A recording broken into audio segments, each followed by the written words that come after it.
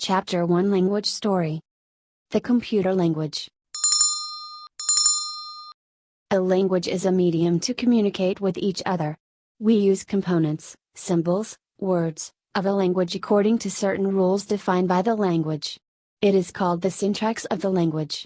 Each language has its own syntax. Similarly, a computer language which is needed to interact with a computer has its own syntax. While writing computer programs, it is essential to follow this syntax, otherwise the computer will not be able to understand our instructions. For example, if we want to calculate addition of two numbers in BASIC, we give the instruction add 7, 8. Here add is the command with syntax to follow two values, whereas 7 and 8 are the values. Computer languages can be classified in the following three categories based on complexity of the language. 1. Machine language. 2. Assembly language. 3. High-level languages. Some terms. The step-by-step instructions written in a computer language is called a program. The process of writing programs is termed as programming. Person who does programming is called a computer programmer. A programming language is a language that is used by computer programmers to write instructions for the computer. Low-level languages are referred to as low because they are very close to how different hardware elements of a computer actually communicate with each other. Low-level languages are machine-oriented and require extensive knowledge of computer hardware and its configuration. There are two categories of low-level languages: machine language and assembly language. Machine language, or machine code, is the only language that is directly understood by the computer, and it does not need to be translated. All instructions use binary notation and are written as a string of ones and zeros. A program instruction in machine language may look something like this. Technically speaking, this is the only language computer hardware understands. However, binary notation is very difficult for humans to understand. This is where assembly languages come in. An assembly language is the first step to improve programming structure and make machine language more readable by humans.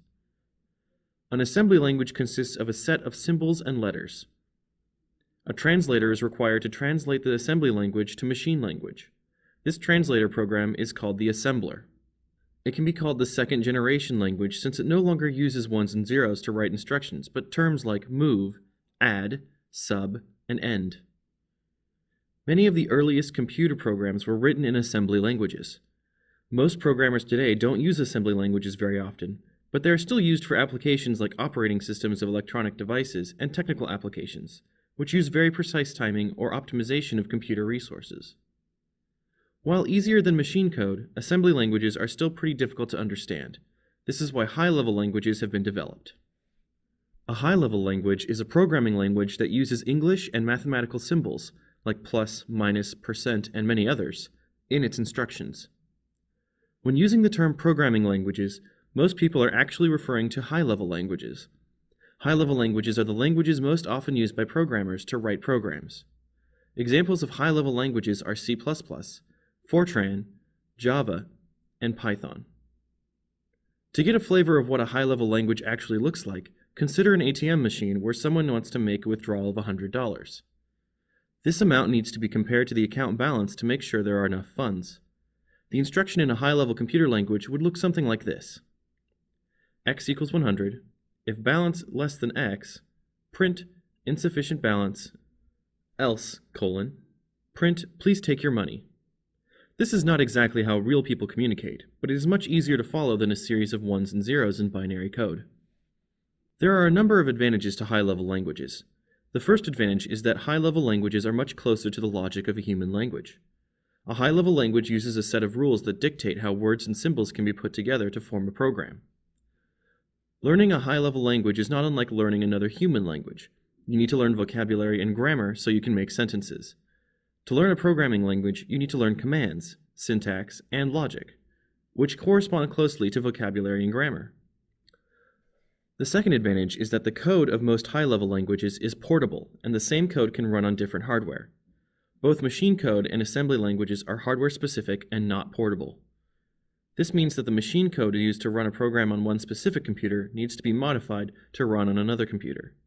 Portable code in a high-level language can run on multiple computer systems without modification. However, modifications to code in high-level languages may be necessary because of the operating system. For example, programs written for Windows typically don't run on a Mac. A high-level language cannot be understood directly by a computer, and it needs to be translated into machine code. There are two ways to do this, and they are related to how the program is executed. A high-level language can be compiled or interpreted. A compiler is a computer program that translates a program written in a high-level language to the machine language of a computer. The high-level program is referred to as the source code. A typical computer program processes some type of input data to produce output data. The compiler is used to translate source code into machine code or compiled code. This does not yet use any of the input data. When the compiled code is executed, referred to as running the program processes the input data to produce the desired output. When using a compiler, the entire source code needs to be compiled before the program can be executed. The resulting machine code is typically a compiled file, such as a file with an exe extension. Once you have a compiled file, you can run the program over and over again without having to compile it again. If you have multiple inputs that require processing, you run the compiled code as many times as needed. An interpreter is a computer program that simulates a computer that understands a high-level language. This means that the interpreter translates the source code line by line during execution. Consider again a computer program that processes some type of input data to produce output data. The interpreter executes the code line by line, which results in the desired output data. The only result is the output data. There is no compiled code. When using an interpreter, every time you want to run the program, you need to interpret the code again, line by line. There is no compiled code to use if you have multiple inputs that require processing. To understand the difference between compiling and interpreting, let's examine the equivalent in human languages. For example, consider a movie made in Asia where all the characters speak Vietnamese. To market the movie to an international audience, the spoken text needs to be translated into English. A translator would sit down and carefully translate all the text and create subtitles for the movie. Anytime someone wants to watch the movie, they can turn on the subtitles. This type of translation is the equivalent of compiling. Everything is translated once and can be used many times afterwards. Now consider a delegate from Vietnam giving a speech in the United Nations in Vietnamese. In order for the attendees to understand the speech, there are a number of translators who provide a translation that is transmitted to the attendees' headphones. This translation occurs close to real time. Every time the delegate speaks in Vietnamese, the translators get to work. This type of translation is the equivalent of interpreting. Text is translated line by line as necessary, and the results are not used again. Compiled code tends to be faster since the translation is completed in one step prior to the actual execution. Interpreted code, on the other hand, is more flexible and can be run interactively. For example, using interpreted code, you can try out a few lines of code to see if they work very quickly without having to go through the steps of compiling and executing the program. One advantage of using compiled code is that it does not reveal the original source code. This makes it possible to distribute a program without revealing its inner workings. When you install a software application on your computer, you are typically installing a compiled version of the code.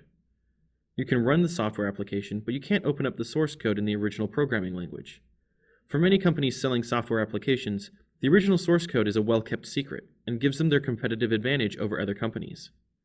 Examples of compiled languages include C and its derivatives, C++, and C#, COBOL, and Fortran.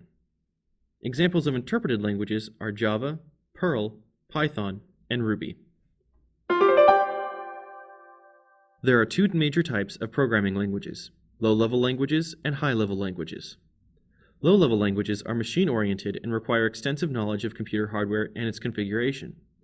There are two categories of low-level languages: machine language and assembly language. Machine language, or machine code, consists of binary code and is the only language that is directly understood by the computer. An assembly language consists of a set of symbols and letters and requires translation to machine language. Both machine code and assembly languages are hardware-specific. A high-level language is a programming language that uses English and mathematical symbols in its instructions.